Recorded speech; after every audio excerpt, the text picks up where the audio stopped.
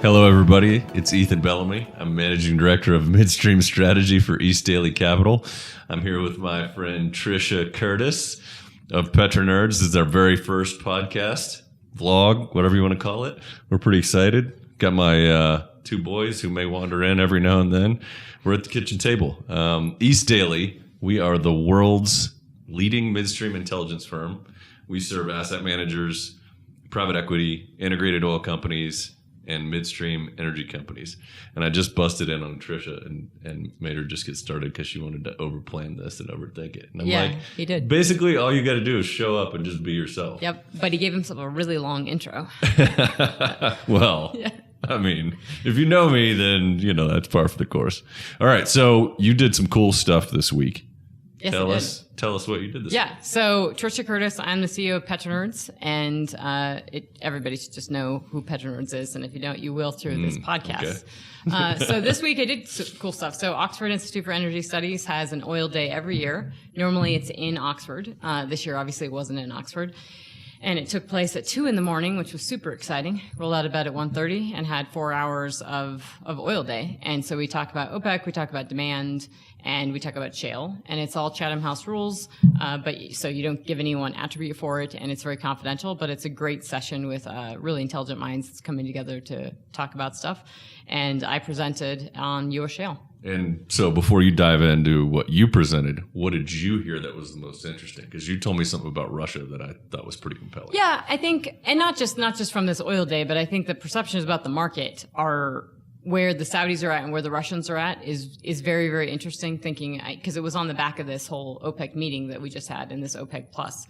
And it wasn't really Saudi or Russia not agreeing to these cuts. It was two outside players, the UAE and Kazakhstan, kind of stirring up a mess, saying they didn't necessarily want to agree to it. And Russia and Saudi Arabia seem like they're both in on it. They're ready to keep this market sailing. But I think one of the most interesting things I think about Russia is that their break-even prices from a fiscal standpoint are lower than I expected. Because everyone thinks they're around 45 to 50, and I think they're sub 45, which means fiscally they can break even much lower. And the things that people are starting to hear is that Russia and Saudi Arabia are very conscientious of demand, and that's something relatively new because they would focus on supply and they would focus on maneuvering supply up and down from the 1980s, and now for the first time they have to be squarely focused on demand, and so they have an incentive to keep prices around 50. So wait, you think that's an acknowledgement that EVs and regulatory issues might,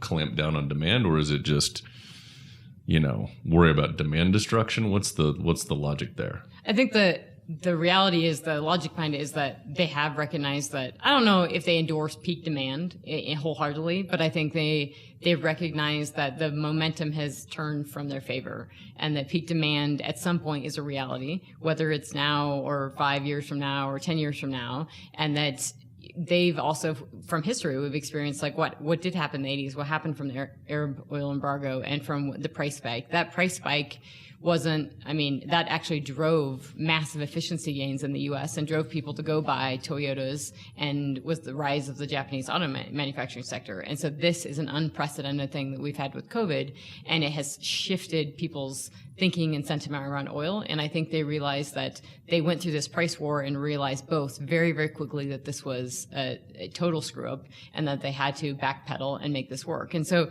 the result of it is that they've done really well through coordinated efforts, at least the Saudis and Russians have, to keep this working. And the market, honestly, the market's rewarded them. They're seeing 48 Brent is relatively impressive given the state of the demand market right now. All right, so let's dive into what you've told me. You think $50 is the right number to model long term based on what they're targeting. I think $50 oil is the right number to model long term for a lot of reasons, and that's because $50 oil is what shale has sort of thrived at. This is what I presented, is that if you're discounting U.S. shale, and there might be a lot of political reasons to do that, but $53 WTI is what we averaged for 5 years in the U.S. prior to COVID, and with COVID, it's been 51 WTI. So U.S. shale has thrived under that environment, and globally, whilst you could argue that Saudi needs higher fiscal break-evens than 50, and they do. They have recognized that they're getting 50, and it's better than getting 30. It's better than getting 18 WTI. It's better than the market cratering. So everybody sort of has, and they've been public saying they're budgeting at 50. Exxon, we found out that they were budgeting much higher than 50, which is kind of insane. There was no reason. I mean, they're a really intelligent company, so I'm not sure why their numbers were so high, because it doesn't make a lot of sense. Well, I don't know if we want to dive into that. I question their strategy of keeping the dividend in place when it doesn't appear to be sustainable right now. But, yeah, a lot of people are questioning their dividend. Yeah. That's half the morale and sentiment around the industry right now, is that Exxon fell out of the Dow. If you listen to our last earnings call, it sounded really depressing, like they just didn't have their game on. It sounded like they were on the defensive, and Exxon usually is never on the defensive, and that people are questioning whether they can pay the dividend. And if you listen to the stock market, if you listen to CNBC, Jim Cramer hates oil, but he'll tell you to buy Chevron and Pioneer if you want to be in it, but nobody has any love for Exxon anymore. Mm-hmm. Yeah. Well, I still don't think we bought them until Exxon cuts the dividend, at least in terms of equities. But we saw like a 30% move in November in oily E&Ps. Yeah. And a 25% move in oil, so a little higher beta. It's not been terrible lately. No, and I think that's the shift in the market, the reversal of this whole, tech green, well, not just the green side, but the tech side, and reversing into cyclicals and the pro-vaccine stocks. But the thing with oil is that people want to say this oil game is this oil price move is about a vaccine, and oil price demand's going up. At the end of the day, fundamentals only give you so much. So your fundamentals aren't you trade off fundamentals, but your technicals, like actual supply and demand, is where oil sits. So maybe we have a few dollar swing here and there, and that's how the momentum and how people feel shifts in the market. But the market's telling you right now that supply and demand is telling you we're at 46, 40, and 48. Like, that's where supply and demand is. And it makes sense, because the Saudis and everybody got together last week and said, we're going to increase output.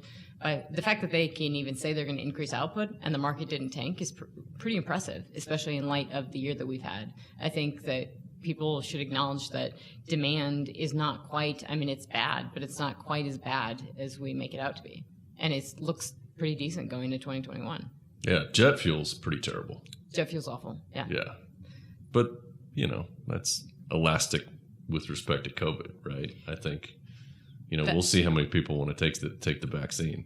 So the jet fuel topic is like the heart of the peak demand, and like the IEA forecasts and BP's forecast that it's not coming back. And I think that that's another something that I learned, is that jet fuel piece is one of the biggest underlying factors of that, and I'm not certain it's correct. Now, I don't know when you started COVID and you had to work from home, if you thought, hey, we're not commuting, so we'll lose all this gasoline demand. We proved that theory wrong in the U.S. because gasoline demand rebounded relatively well, hasn't completely come back. So clearly the statistics that 2/3 of gasoline demand was commuter traffic is BS. So people are at home, so they're able to drive and go get the groceries. They're running more errands. They're doing things. So they're not necessarily driving on absolute basis less. And not everybody's going to work from home forever. People are going to start opening these offices back up. This question on jet fuel, though, on long-term demand, is whether or not you're going to get on a plane and you're going to go to Asia. I am getting on a plane. I'm getting on a plane as well. No question about it. As soon as I can. So, Ethan Bellamy, are you going to get the vaccine? I will. I am 100% going to get the vaccine. I will. Look, I acknowledge there are a lot of people who are scared about vaccines in general, but I don't think there's a lot of evidence to support these conspiracy theories. And, I have friends across the political spectrum. Some of them are like, the Bill Gates cabal and conspiracy. And then there's, I have Federalist friends who are like, everything the government does is fine.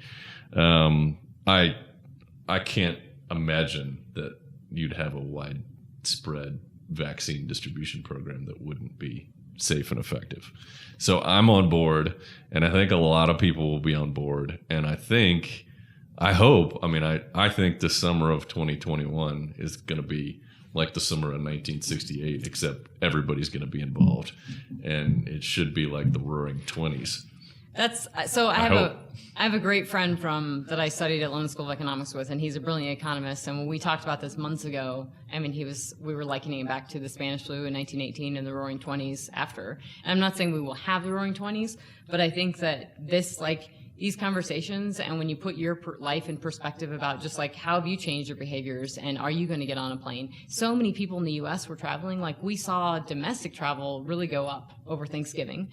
And that's when the virus is raging and people are still doing that. And I'm not making any kind of political comments on how people are thinking about the virus, but I'm saying from an oil demand standpoint, we're kind of disproving that we're going to curb demand forever. And I think the reality is 2021 could look a lot more robust, and that it's impacted my business not to be getting on a plane. I mean, the fact that I can't go to Oxford and I have to wake up at 1:30 in the morning and I have to do it again next week for 2 days in a row. I'd rather be jet lagged. I mean, like flying to England versus getting up 5 hours early. Yeah, but it's to be in for sure. when you're a small business and you're doing and it's face to face. Like there's only so much that Zoom it can accomplish a lot. But I think that the demand from a high level connection standpoint, and I spoke at this or I moderated a panel for the Denver Museum of Nature and Science, a couple panels, and one of them was with a young woman who was talking about how it was on youth and the age and everything, and she was talking about how her age group, and she's 18 and going to college, how they're the tech age. They're the ones always on their phones and everything. And she said they want to see each other badly. Like they're over this whole thing. And they're the generation that's supposed to be all into this. And that they want the interaction. So I think even domestically, people getting on planes is going to be big. And I think the question from jet fuel is that a lot of folks say that we're down. I think the numbers that we're down 4.7 million barrels a day globally for jet fuel demand. And that's the biggest single component that's keeping the lid on oil prices. And that a lot of folks think we won't recover. So we will have a good 500 to 700,000 barrels a day that will never come back. And they attribute that to business travel. And that's just not, well, you could also say your planes will be more efficient, similar to drilling rigs, right? That you have less drilling rigs, the ones you're using are great. Yeah, but slowly.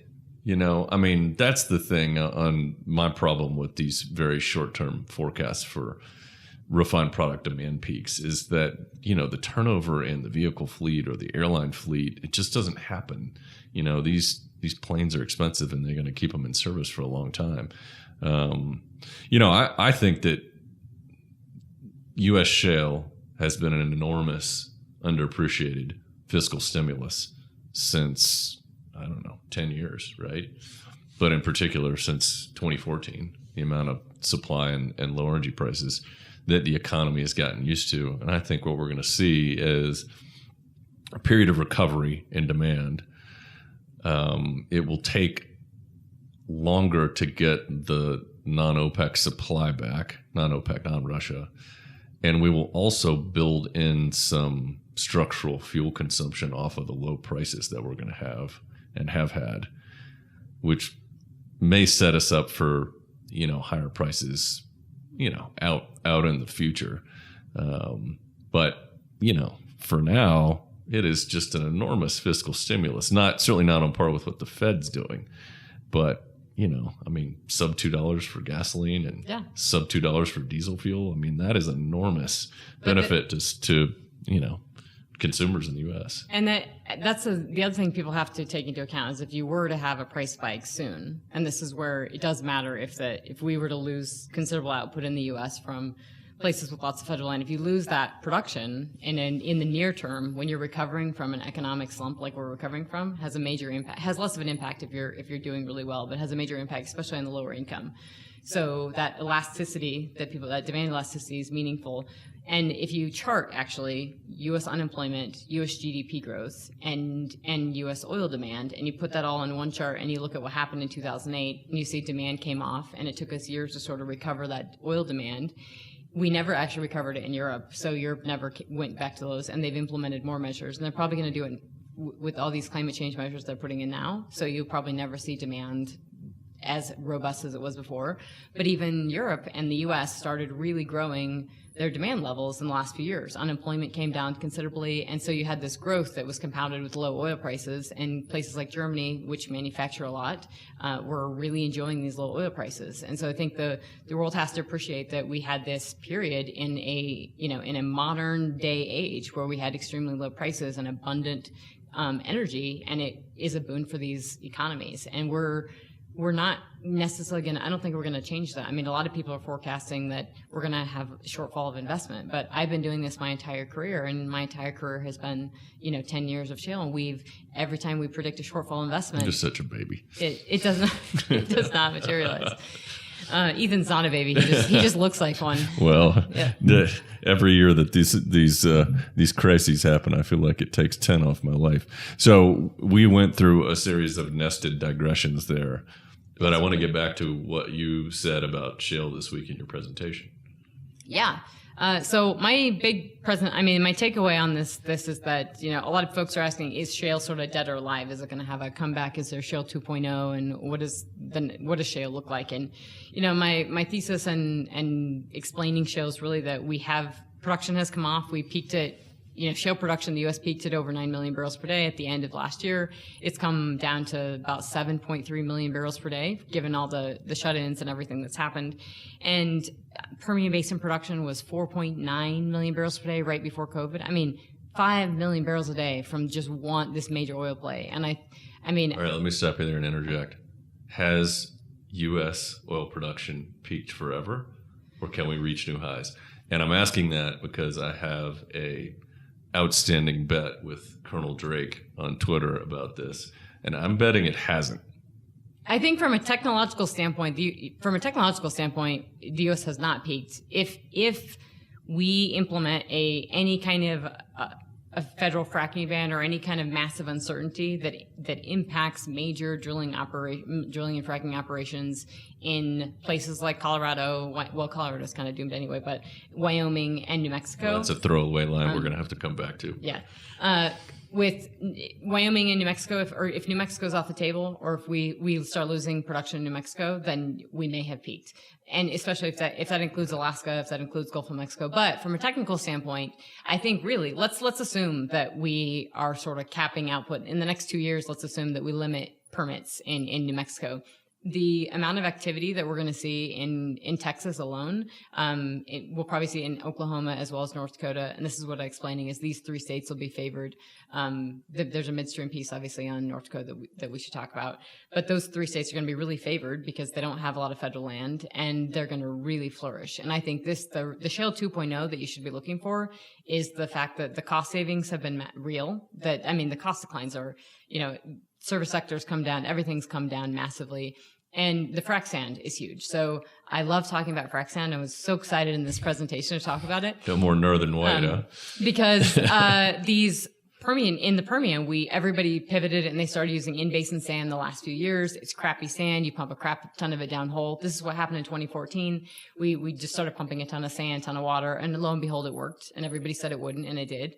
Now your investors were behind them, right? So the investors were behind the shale producers then, not quite behind them now. But a lot of these guys can actually generate money within cash flow and spend the money that they're making, and then that's how they're operating. So when people say, is shale done? A lot of these companies look at EOG as a template of Not everywhere though, right? Not in everywhere. the Permian, which is where we've seen exactly. rig share just go up and up and up. If you're trying to think of examples like can operators make money at 50? The answer is yes. And if you were to look at the Dallas Fed survey and they say, hey, you're not making money if you're going to break even at 50, that's what it costs to drill a new well. People are drilling new wells and it's not 50 yet. So these operators don't always function exactly the way we think they do on paper. And that's because when prices were above 40 for a month, that's when operators in September and October, that's when operators were starting to say, hey, they're meeting with their boards and saying, let's get back to work, and making that case.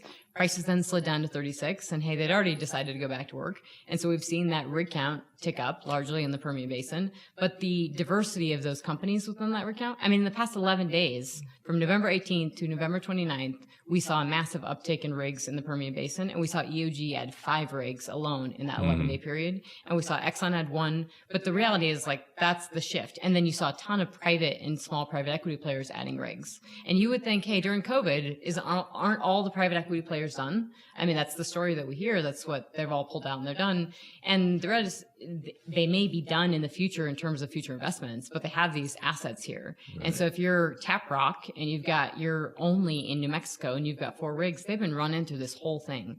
And really intelligently. Like, why wouldn't you drill throughout this downturn when your day rates are ridiculously cheap? And also if you're worried that maybe you won't get a drill in a couple of years in New Mexico. Yeah. I mean, that is scary. So we might as well dive in. I'm sure you talked about this on this week, but what do you see for the Biden administration? And apologies to those of you who still think that Trump has a chance, but I'm going forward with the thesis that he will be inaugurated. So yeah, I mean, I'm gonna steer clear of any of the Biden versus Trump on that. But in terms of, I've been on the record. I don't know. That's fun. We could talk about that if you want to. I told this meeting, and I told them I'd be on the record because it was Chatham House rules, and I told them I'd happy to go on the record. And I've been really open about this about Biden because I think the industry has given him a pass. And really, the media has given him a huge pass, especially on oil and gas. And it's very clear from what their just campaign talked about from their climate plans and everything that they put forth. And then really what Biden said during the debate that they would go after production and actually just the fact that what folks are doing in DC and they're gearing up. So if you know people in DC, make a few phone calls and start asking people what's going on. Nobody thinks that this is going to be a slam. I mean, this is not Obama 2.0. And what Sharif Suki has said, what the CEOs and leadership of EOG have all commented on the same thing. They basically said this is going to be, we've worked with the Obama administration. We understand how Biden works. And this isn't the same Biden under Obama. I think it's going to look very different. Now, he's not going to be able to pass a big tax hike now if the Senate doesn't swing, if the Georgia, right. This is all depending on. I mean, that was my point, was we really have to watch Georgia because who knows, right? It's huge. If the Senate swings and you get the blue wave, then I think oil and gas is in a really, really tough spot. Yeah, and my position has been, and I made an actuarial mistake that Robert Hefner pointed out to me. He said, thank you, Robert, but Joe Biden is 78. Mm-hmm. Yeah.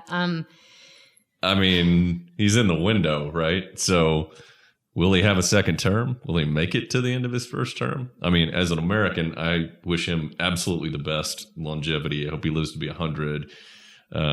But there's a real chance that Kamala Harris, I should say, could be the president in 1, 2, 3 years. Yep. And she seems to be more, I mean, you can argue the metrics, but was the most liberal senator and is from California. I mean, that's a whole different aspect of the equation and the if you're discounting probabilities. Yeah, and I think the honest thing you have to say when you're analyzing this market and you're taking politics into account, and you have to, and that's what a lot of folks just don't want to do, is they want to pretend this is, and they have to, is if you're a leader of a company right now, you have to be pretty optimistic and just say this isn't going to be a problem. But the reality is that you have to bake this you have to take it into account, and this is not going to be the same leadership. And there's a lot of reasons why they would go against oil and gas. They can't probably do it if they can't do it through Congress, they're going to have to do it through an executive order. And people have to realize that you don't have to ban fracking on day one. You don't have to put an executive order to do that. There's legal implications. All you have to do is create massive uncertainty. And we can see this in Colorado when we haven't actually seen the legislation, but we've created so much uncertainty. Production in Colorado has been sliding since the end of last year and hasn't come back. And that's partly because of COVID, but it's also because the framework and the legal and the regulatory environment is so cloudy in Colorado, and it's very, very clear that Governor Polis is not a friend of oil and gas. And this is not a discount to these leftist leaning governors and stuff, but they're no longer pro oil and gas. So if you're trying to do business in oil and gas, you have to take that into account. And New Mexico would be one of the states that obviously has defied that and has done really well. But people have to your point earlier where you said all the money coming in and the massive stimulus we've had, severance taxes in these states are hundreds of millions, if not more, a year. I mean, it's a huge amount of revenue that these states bring in. And then we also compound that by, we produce this oil. We were producing 13 million barrels per day. So we produce it, we refine it, and then we export it, and we capture the whole value chain of that. We're getting the money from the exports. We're getting the money from the exporting of the products. And so that's a massive, it's billions of dollars a year that we are keeping internally and selling. I mean, so when you shift that, even if it's on 1 or 2 million barrels a day that we shift and we have to import, it's a whole shift, not just in the direct jobs of producing it, but it's in the shift in all those dollars and across the entire value chain. But and it will have an economic it's very difference. Concentrated. Right. Concentrated benefits and diffuse impacts, right? So, I mean, Texas is a beneficiary of a lot of that value chain. Texas, and so the Gulf Coast Refining Center, Texas is a huge benefit, but it's not as, I mean, so if you actually look back at the investment numbers of like when we see the drops in oil and gas and we see the corresponding investment drops. So when we had the last down in 2014, the whole economic sphere saw an impact. So it isn't, when oil and gas stretches across that value chain, yes, your direct impacts, like Texas feels lower natural gas prices, Texas feels lower gasoline prices. But in terms of like your impact on your economy is greater than just the sheer number of oil and gas jobs or the sheer number of barrels in and barrels out. It has a considerable impact. And I think potentially we could feel that, especially if any of this legislation to really curb, oil demand or curb oil production in the U.S. of both of those, you're going to feel that in a different way than we felt in the past. And I think it's going to be difficult to actually pass a lot of this stuff because, it would have been easier to pass more green legislative stuff if oil prices were $100 a barrel, and they're not. We're looking at $50 forever, potentially, or roughly around there. And I'm happy to take a bet on that and go into details, but it's a lot harder to impact, demand at $50 a barrel. This is true. All right. So what else did you present this week? That was kind of the gist of it. All right. So let me go back to some of the other points you made. So we don't need northern white frac sand anymore. No, we definitely, right? Yeah. Okay. That sandbox.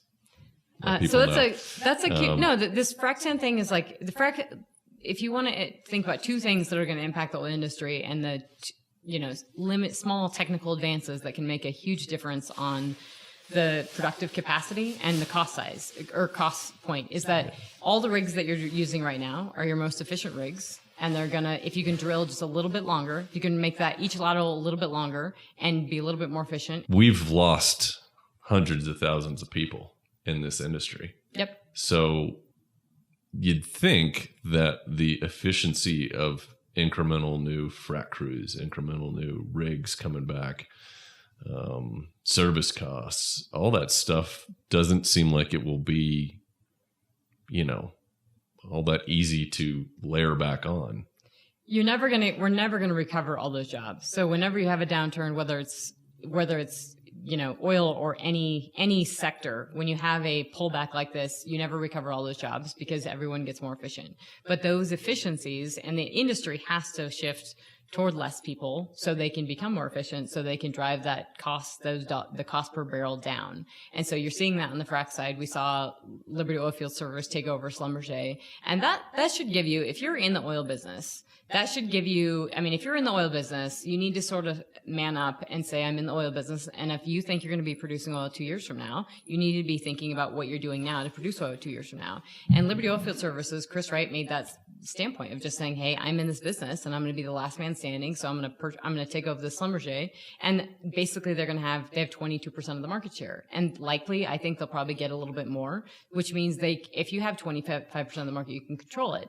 And they can control it from an efficiency standpoint. They just entered into the Haynesville and talk about like their crews and everything that they're doing and all those efficiencies that they have, the speed at which they can do it. It helps move the needle from a production standpoint, help moves it from a cost standpoint.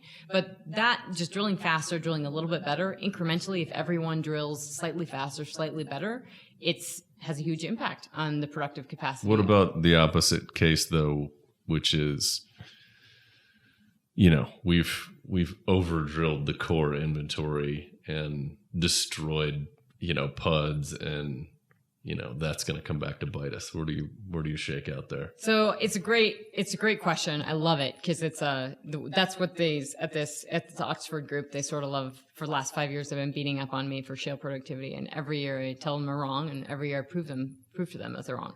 I think when you think about did we drill out our core?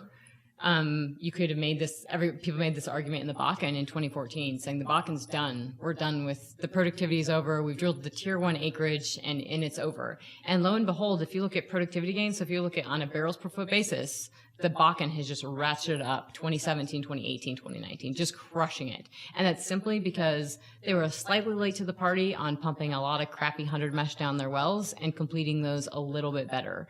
And they haven't even kind of tipped into the forward where they could really go. So this whole, we drilled our best acreage. Yeah, so maybe at the time you thought that was your best acreage. But at the time, you didn't also realize that putting a bunch of crappy sand down your well actually worked. And truthfully, like what EOG did during 2014, they drilled all these DUCs. And then when you listen to the earnings call in like 2016, they were really slow to bring on those DUCs because they knew they were crappier wells because they had gotten so much better at drilling and basically just landing the lateral in the best part of the rock. Mm-hmm. And so if you drill slightly better and you're right in a better part of the rock, when you frack it, it's going to be a little better. And so they kept having to say, we got to go back and drill those old DUCs. We got to frack those old DUCs, and they didn't turn out as good. And their new wells were crushing it. So I think you have to expect, and I mean, you have to expect some big things from companies like that because they're going to take this opportunity to do that. Not every company is going to be able to. All right. So speaking of EOG and big things, yeah.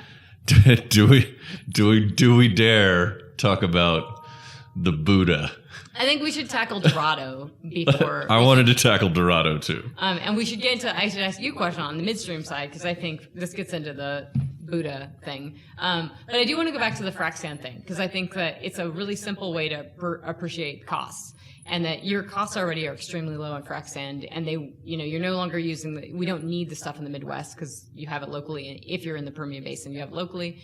And then the next step now is to mine it locally, literally mining at the well site. And so you're mining it right there, which means you have no last mile solution. Wait, is that a mineral? Do the mineral owners get paid for that? Or the surface owners get paid for that? That's a great question. I don't know. I know it's extremely cheap, and then you can also keep it wet, so you don't have to dry it. So actually, from a CO2 emission standpoint and an energy use standpoint, you no longer have to dry this stuff, and you get to pump it right there. So the cost savings, we're talking. Let's just say it's $100,000, $200,000 here and there. It really adds up. And if you listen to like Diamondback's call, they talk about how every 1 cent. For 1 cent savings is $1 million on free cash flow. That's a huge amount when you start thinking about it like that. So sorry, let's go back to So you're saying all that work that I did to understand sphericity back in the days of the was complete crap. Yeah, I was into it then too until I completely fell in love with 100 mesh. And PetroNerds has an old podcast on 100 mesh. If you want to go into it, I could spend a whole episode. I mean, I did get to blow up some sand out of mine. That was cool. Oh, that's really cool. I've not done that, but yeah, frac sand is awesome. Probably a metaphor. I should have known better. So gas. I think there's two things. We can get into the EOG stuff, but there's two big forays into natural gas in Q3, and that was. And by the way, natural gas did not do so well. Mostly weather, though. Yes. In the last month. Yeah. And actually over the course of, if you look at it on average of the course of if you look at Henry Hub, we've sort of been averaging $3 before this year. We're at $2 this year. And so you think about what's going on with natural gas. Well, it's green. It looks a little greener. People are more comfortable with the pricing. They can hedge at $3 and a lot of folks are seeing the long-term trajectory of gas at over $2.50. And that's a considerable differentiating piece that we had from a couple of years ago saying, hey, we could get down into, but the 21 outlook for gas is pretty solid on declining associated gas production. Yeah. And LNG is going great guns right now. I mean, we basically maxed out all the liquefaction that's in place. Yep. So. And that's a huge component of this. So also, I think, so the other piece of this goes into those two big four. It was Liberty Oilfield Services saying they were going to the Haynesville, and then EOG calling out this Dorado play, which is really part of their Eagle Ford play. And so you have to say, why are these two big companies saying, hey, we're all in love with natural gas, when EOG made a concerted effort to pivot hard and fast against natural gas and left sort of everybody else in the dust? And now they're saying, hey, we'll go back. And the reason is these break evens are so low. So 250 MCF starts looking pretty damn good when you can break even at under $1.50. And I think it was Meg Gentle had said at a conference recently, India, she said this at CERAWeek, where basically if you can produce it in the US for $1.50, and we can, and you can get it to the coast and export it for under $3 or around $3, and then you can get it abroad for $5, including liquefaction, you can start seeing where this makes sense. I think the transportation side is a little confusing, but the break evens in the U.S. and the ability to drive costs down, and I think if you're just now seeing Liberty Oilfield Services just now get into the Haynesville, and pull up the wells. They produce right now. They're IPing 12,000 MCF a day on average. They're monsters. These are great wells. The Haynesville is crushing it. It's very thermally mature. I mean, gas is a smaller molecule. I mean, you pump a ton of 100 mesh down this stuff. I mean, these wells just explode. And so when EOG comes in and says, "Hey, look at this Dorado play," it's not like they've had this for a while. They didn't pull this out of their back pocket, overnight. They've had this for a couple years, and it's within their Eagle Ford. It's an Eagle Ford gas play, and it's within that existing acreage. So it's a money play. They already have the infrastructure in place. It's super close to the Gulf Coast. It just makes total sense. Yeah, so it'll be interesting on the next quarter calls if we hear Energy Transfer and Enterprise talk about it, because that will be the indicator from the midstream side. There's not a ton of good news on midstream in general. The Northeast is looking pretty compelling. We actually think there's a case to be made for gathering and processing 2 to 3 year time frame in the Permian on capacity utilization. But Permian oil egress is a nightmare. It's way overpiped. But the Eagle Ford, definitely you can get gas to market there. The good thing for upstream is, with the exception of the Northeast, there's not a lot of risk of differential blowouts. So that's going to make drilling economics look pretty compelling for the next 2 to 3 years. So can we back up on that a little bit? Because sure. I don't think a lot of folks are completely clear on the midstream side. Folks sometimes the upstream really well or the midstream really well, but I want to unpack that a little bit so the view right now you're saying is that you view the Marcellus being steady. The Marcellus has enough takeaway capacity that you can get it to market. The Eagle Ford definitely, or even the gas or this new Dorado play has enough capacity to get it to market from because it's so close to the there are always going to be capex needs on a smaller scale, but in terms of large diameter intrastate and interstate pipeline, we're in pretty good shape. And how about the Permian? So prior to COVID, and if we were going to go on that 4.9 million barrel day trajectory of the Permian, what was the outlook prior to COVID? Say February of 20. What was the outlook on natural gas, the transportation of natural gas within the basin and out of the basin? Yeah. All right. So picking apart the streams, liquids is overpiped. Natural gas, we have had differential issues, and we have Permian Highway coming on. So that should improve gas differentials. Until there's, we have seen voluntary flaring curtailments and restrictions from some of the larger players. I think the industry's going to need to get on that before there's any kind of regulatory push, which I don't see based on the current Texas Railroad Commission. But it's a black eye for the industry. We need to not do that. But they're all addressing it in some capacity. I mean, right. Well, not everybody. The big universally, boys are. The smaller guys aren't. Yeah. Yeah. So I mean that is an issue. But right now, there's going to be more capacity in the short term on natural gas, which should help differentials there, and total now, well economics as well. If Texas does, so let's say we do have a pivot hard to Texas. So we've already seen more rig activity in New Mexico. Yes. Based on fear. We saw the same thing in Colorado ahead of the regs. But let's say we see Texas really blowing up in the next 2 years, and let's say we have more gas than we're expecting out of the Permian. We could, look, there's room for more gas capacity. The issue is the unwillingness of E&Ps to commit. They don't have the balance sheet. They don't want to sign up for anything. I just don't think that's an issue. They're going to struggle to remarket and pay for the take or pay contracts on oil, which is an issue. What about this?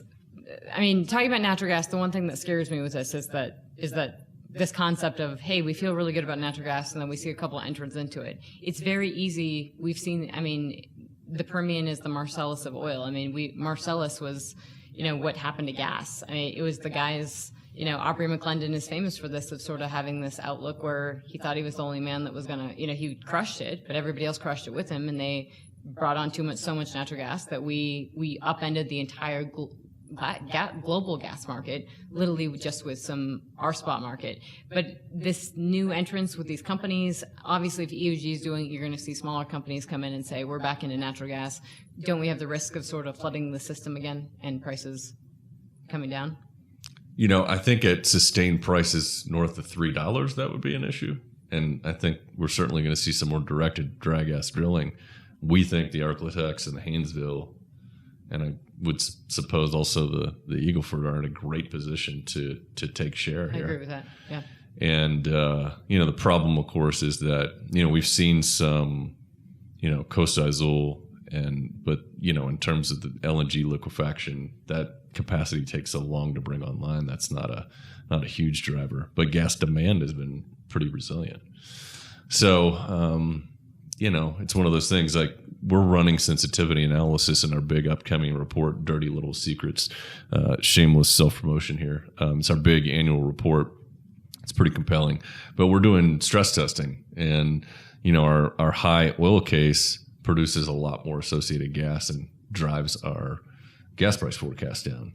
So, it definitely changes the dry gas call when that happens.